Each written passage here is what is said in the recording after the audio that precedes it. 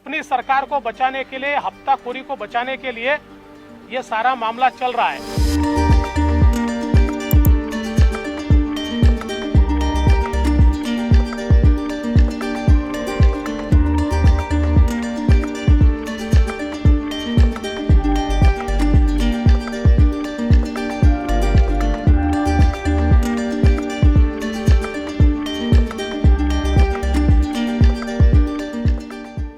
महाराष्ट्र में जिस प्रकार की घटनाएं हो रही है, चाहे पैसे की उगाही की घटना हो या ट्रांसफर्स का रैकेट हो, ये सारी घटनाएं दुखदाई है, आश्चर्यचकित और अचंभित करने वाली इस प्रकार की ये सारी घटनाएं महाराष्ट्र में हो रही है। किंतु इसमें सबसे आश्चर्य की बात अगर कोई है तो वो है मुख्यमंत्री जी का मौन। इतनी सारी घटनाएं होने के बावजूद महाराष्ट्र के मुख्यमंत्री जी ने उसके ऊपर एक बयान भी नहीं दिया। पवार साहब ने 2 प्रेस ली, किंतु जो मंत्री है उनको केवल बचाने का प्रयास पवार साहब ने किया। पवार साहब ने कहा कि मूल घटना की ओर देखिए, मूल घटना तो देखनी पड़ेगी, पर मूल घटना के आड़े आप भ्रष्टाचार को नहीं छिपा सकते। वो घटना जितनी महत्व की है उतनी ये भी घटना महत्व की है।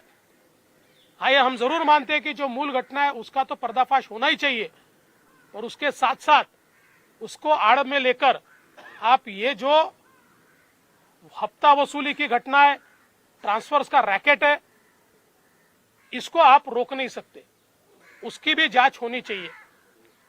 और इस सरकार में कहीं पर भी नैतिकता नहीं दिखाई पड़ती, क्योंकि इतना बड़ा रैकेट बाहर आने के बाद जिन्होंने बाहर लाया उन पर तो कार्रवाई की गई, लेकिन जिन्होंने रैकेट किया उनके ऊपर कोई कार्रवाई नहीं है, और कार्रवाई की बात भी नहीं है।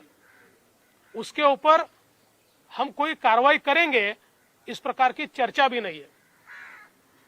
और इस महावसूली सरकार में कांग्रेस पार्टी का क्या अस्तित्व है हमको तो समझ में नहीं आता, पर यह ध्यान में आता है कि शायद ये जो हफ्ता वसूली हो रही है इसमें बड़ा हिस्सा उनको भी शायद मिल रहा होगा, इसलिए वो मौन है, वो कुछ कह नहीं रही है।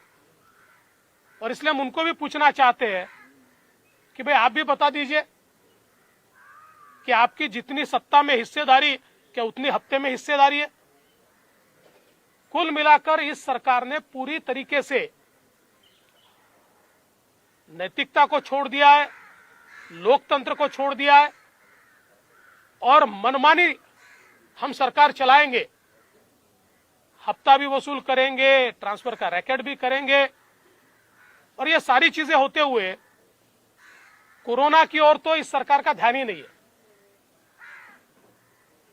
जिस प्रकार से कोरोना की केसेस महाराष्ट्र में बढ़ रही है, देश का एपिसेंटर कोरोना बना है, और मैं समझ नहीं पाता कि महाराष्ट्र में इतना कोरोना क्यों बढ़ रहा है। सरकार इस पे क्या करती है?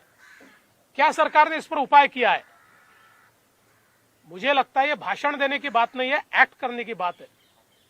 और इसलिए राज्यपाल जी को हमने ये कहा है, हमारे सुधीर भाऊ मुनगंटीवार जी ने 100 घटनाएं राज्यपाल जी के ध्यान में लाकर दी है कि जिसमें सरकार ने संवैधानिक जिम्मेवारी का पालन नहीं किया है। और राज्यपाल जी से हमने इतनी ही मांग की है कि चूंकि मुख्यमंत्री भी बोलते नहीं है, सरकार भी ठीक चल नहीं रही है, ऐसे समय कम से कम मुख्यमंत्री जी को आप इसके ऊपर रिपोर्ट मांगिए। राज्यपाल जी को अधिकार है कि आपने हफ्ता वसूली पर क्या एक्शन लिया, आपने ट्रांसफर रैकेट पर क्या एक्शन लिया, कोरोना के ऊपर आपने क्या एक्शन लिया, ये सारा रिपोर्ट ये मांगा जाए। इस प्रकार का निवेदन हमने माननीय राज्यपाल जी को दिया है।